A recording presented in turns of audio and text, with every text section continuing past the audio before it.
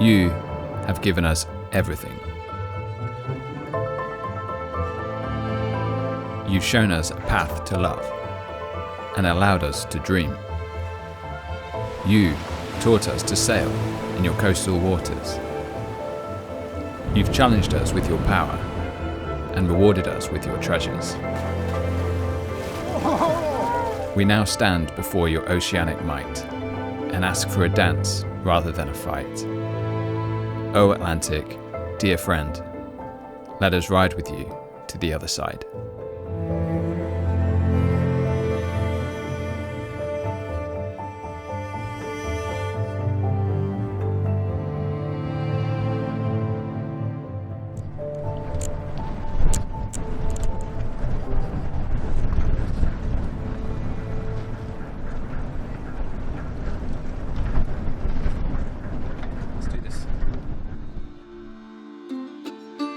We are embarking on the biggest and most exciting sail of our lives.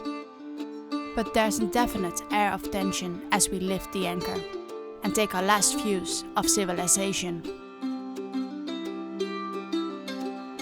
Just a few days earlier, we had a fateful message from a guy we'd never heard of, Dom, who sailed Cherry Ripe across the Atlantic 20 years ago. He suggested we use poled-out twin headsails for an easy and safe crossing. Perhaps not our smartest idea to try this now for the first time ever, and we fumble around on deck trying to position poles and sheets.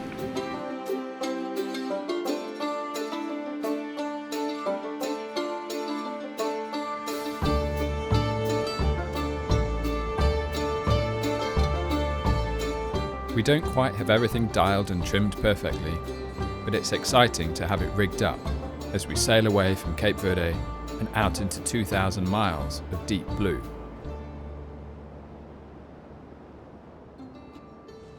Tim, Got a fish. Don't know what I'm doing. Winding it in slowly. get it in. Tim told me to put gloves on. Don't know what I'm gonna do to the fish. Give it a little rub with my gloves. But yeah, quite exciting. Day one. I don't know what the time is. We left about 6 hours ago. We've got a fish. Our first fish on Cherry Ripe. It's not on Cherry Ripe yet. On But the hook of Cherry on the Ripe's hook, yeah. rod. It's smaller than last time. What else do we need? We need the big knife, Big knife. a bucket, The alcohol. and the alcohol. A Okay. bit vodka. Really big hook. The plan is to hook him, chuck him in the cockpit, and maybe with alcohol, get him drunk. No, we have Apparently it's to. the most humane way to kill him quickly. Pour some strong alcohol on his gills. Okay. There he is. Yeah? The my yellow. Oh! Whoa! Yeah, you can see him on the water. He's yellow. So exciting! What's happening? He's not turning at all. Well, it's not far from the boat. Okay, that's Another just- option is with the glove. Ben, everything under control? Oh yeah. It's quite exciting. Mahi, isn't it? Mahi mahi. Beautiful. Lucky we've got space in the fridge. Oh. No. No! Gone. Yeah. Go on. What happened? I don't know. With COVID travel rules changing so often, we have decided to stay flexible on our destination. For now, we point to Antigua, but anywhere with palm trees and turquoise waters will do. We didn't expect to be using the mainsail, but yesterday we went from no wind when we were fishing suddenly to wind on the side. Now we've got quite a nice preventer set up where we have an extra line on the boom. Oh, big splash. Oh, big wave too. Oh. Yeah, we have a preventer, a line on the boom that goes from the aft end of the boom to the bow through a block and back to the cockpit on a winch. So that means we have 2 points of attachment on the boom, which is going to stop it from accidentally jibing, sort of flipping over to the other side, which would be dangerous if it hits one of us, and also dangerous for the whole mast and rig if it slams across. So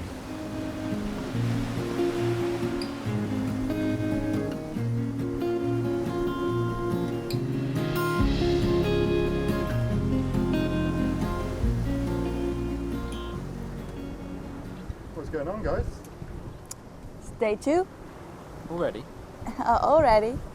And yeah, we were just talking about the sails. We have the mainsail up at the moment, but we're actually ready to have 2 head sails. We have the poles out, but we're looking for the right moment to switch. we're making good progress. It's relatively comfortable. Let's just continue in this comfortable motion at 7 knots, 6.5, 7 knots. Yeah. How's the seasickness? Yeah, it's getting better, for sure.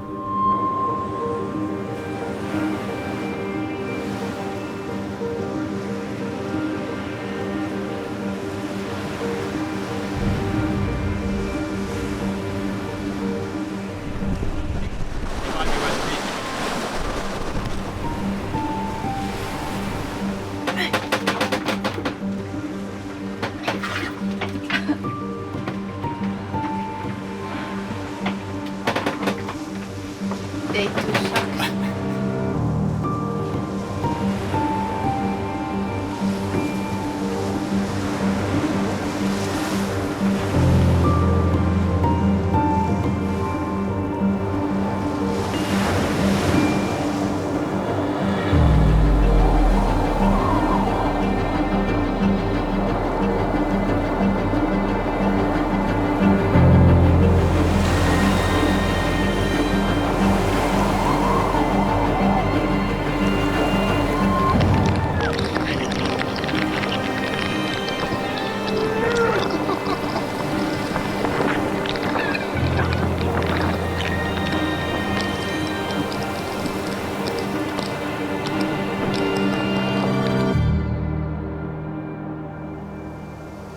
You might be asking, well, some people do ask, why the heck do you want to sail across the Atlantic Ocean? I guess for me, maybe for Mitch too, the answer is we probably don't want to sail across the Atlantic Ocean. It's more we want to get to the other side. I mean, you can pay somebody to sail the boat across for you. You can put this boat on a bigger boat and have it ferried across. But I think with the life that we're trying to live, we just felt that we had to do it. And like, you live on a boat or a sailboat to have the freedom to move where you want. Well, that's how it is for us.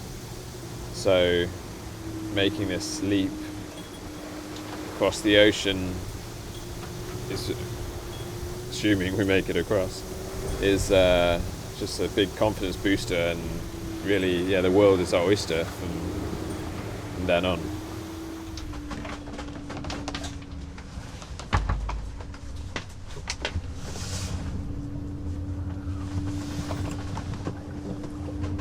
Morning. Morning, Ben. You ready for your watch in 10 minutes or so? Yeah, I'll put some clothes on and get up.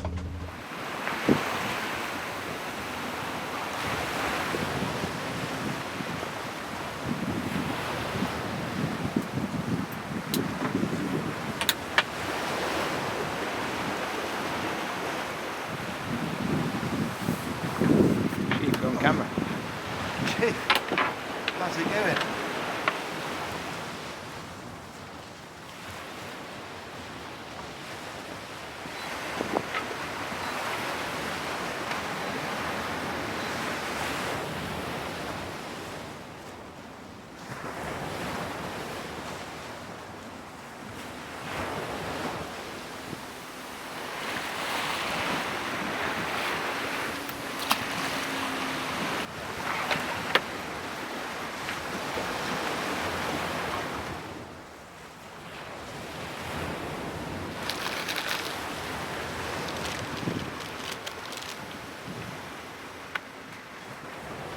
Well, we're at the start of day 4 now. Day 3 was it was okay, but I was feeling ill in the afternoon. I was sick on day 2, and it's nice to have a new day. So yeah, seeing the moonrise and knowing that the sun's coming up in about an hour really cheered me up.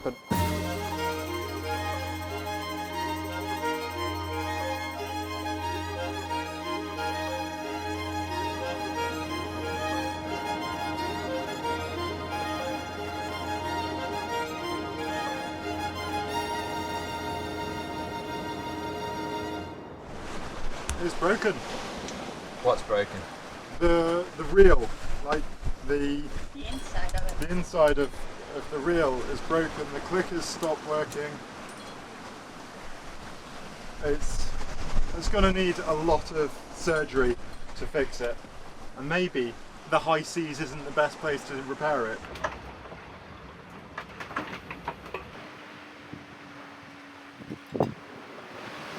Well, the sun dried them off. It's still really squally. Just a huge squall came over. So I'm soaked. But everything else, yeah, it's going good. And we have another sailboat next to us. So that's quite nice, like five days in the Atlantic and to see another sailboat. They call us on the radio. So I wake up Tim, thinking it could be an emergency we need to help with. We are 6 nautical miles to the north of you. We receive your call. Very nice, very nice. So perhaps we have some fellowship on the by crossing the ocean. We always trying catching fishes, and we catched about 3 fish till now, but always the same story is the mahi, and we would like to get once another fish because it's getting some boring now. That sounds like some good success. We caught 1 mahi on the first day, but we broke our fishing gear when we bring him to the boat, so now we don't catch anything at the moment. Very sorry for you guys. Yeah, okay, so we wish you a good trip and a safe trip.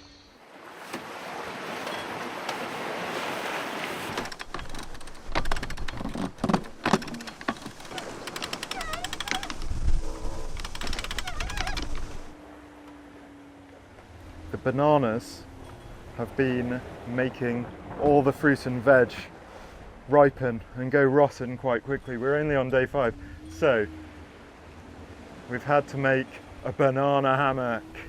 They've been relegated to an outside berth. Naughty bananas, naughty bananas, naughty bananas, swinging freely, swinging freely. They've got to go outside because they're making all the other fruit and veg go ripe. You call that a banana hammock? This is a banana hammock. We're going to eat you. I just had a shower! Yeah, really good. Water on a boat is precious, so the moments that you can have a shower are rare. So it feels really good. I feel really fresh and energized. Yeah, the first days of the crossing, I completely lost my energy. I was quite seasick, and everything, you have to do takes so much effort then. But yeah, I completely lost my seasickness, and I feel really good now. Yeah, I have energy to do stuff, and I feel like cooking, and yeah, I'm good. It's a good day, day 6. What's going on, Mitch? I'm making Asian cabbage salad.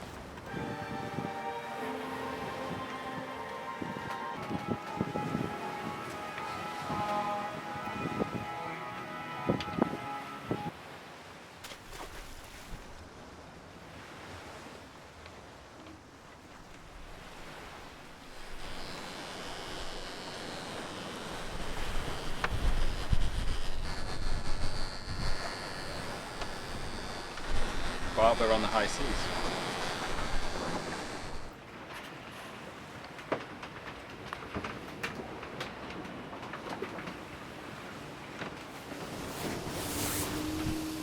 In a couple of days we are approaching halfway, and then we are in the middle of the Atlantic. Yeah, it's crazy, but actually I would thought that I felt more little, or that I felt more this big body of water that we're crossing. But the reality is that, yeah, that you can't look farther than the horizon anyway. So it's more that you travel with this bubble that you take with you all the time, and that you really feel this whole big Atlantic. It's interesting though. Yeah.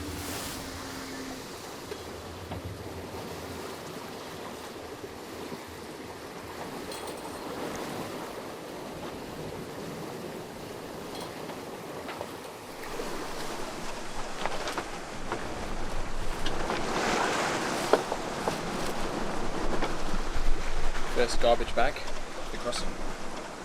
Now we've got to find a place to put it.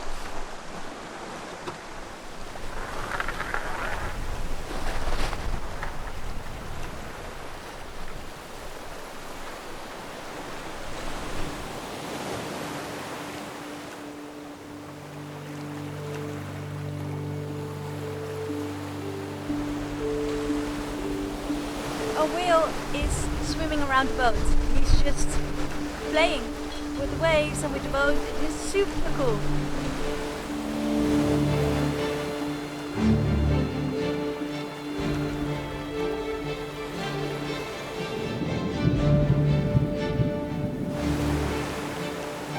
We're not sure if the whale was looking for some company or was just fascinated with Cherry Ripe and the smiling faces leaning over the side.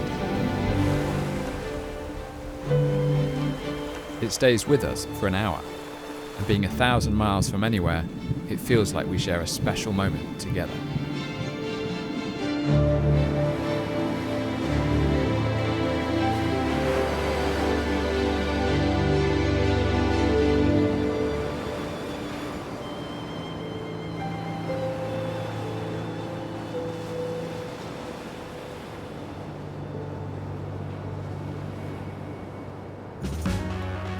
Part 2 is coming to YouTube next week, or you can watch it right now on our Patreon page.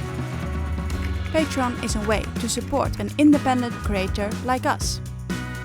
We really need your help to sustain the videos, and in return we are bringing you much closer to the journey.